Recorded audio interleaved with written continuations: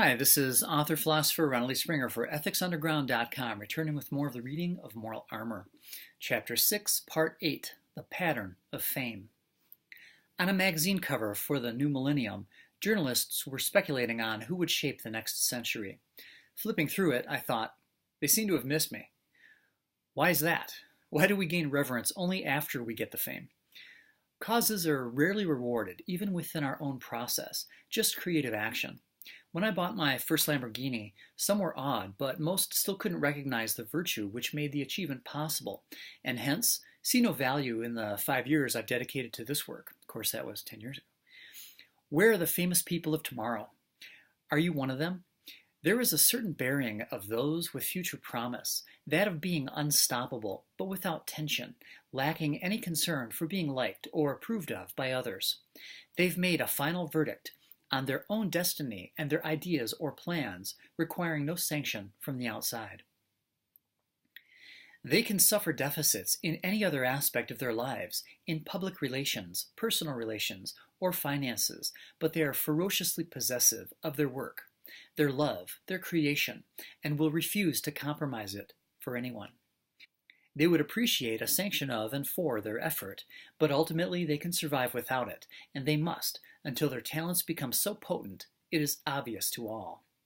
For example, Benjamin Franklin worked diligently through years and years of effort, of open willingness to reconstruct understanding. The result of fame and fortune was inevitable, and he knew it. Anyone who devotes himself to years of tenacious effort on one beloved subject will become one of its best, a potentially famous, prominent spokesman in that field.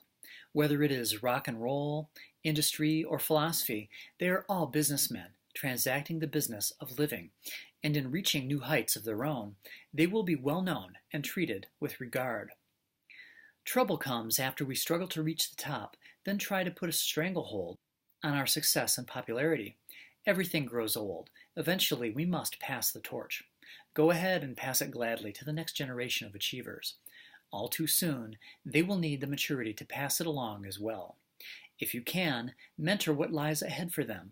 Be a part of their success, not its opposition. It's going to happen anyway, so we're better off to welcome the inevitable passage of time. The typical pattern of fame is like a roller coaster. The biggest hill is climbed first. You peak, and then move fast and furious from there, often not realizing you're going downhill. Fame is no more static a value than is life. The question to ask isn't how long it will last, but how many times do I want to climb the mountain? There is one tip to longevity. If your popularity is based on sound fundamentals of existence, your embers will burn long after your fire dies down. Examples: Aristotle, the founders of the American Constitution, Beethoven, and Bruce Lee. Next to personal exaltation, social acknowledgement, and an ethically based exaltation is a sacred reward. Just imagine being able to say, at one time, I reached so high in life, the whole world stopped to look. That's all for now.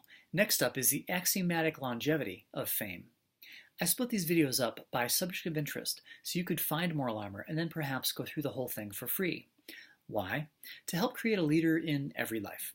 Sound civilization stair-steps up from sound coherence to sound individual to productive groups of mature individuals. Self-hatred drives fear-driven people in our world to wipe out the individual, so we need moral armor to protect the future of mankind. Click subscribe and leave a thumbs up if you'd like to help wipe out moral confusion fast and make the world a better place. Your support is most appreciated. Thanks for watching.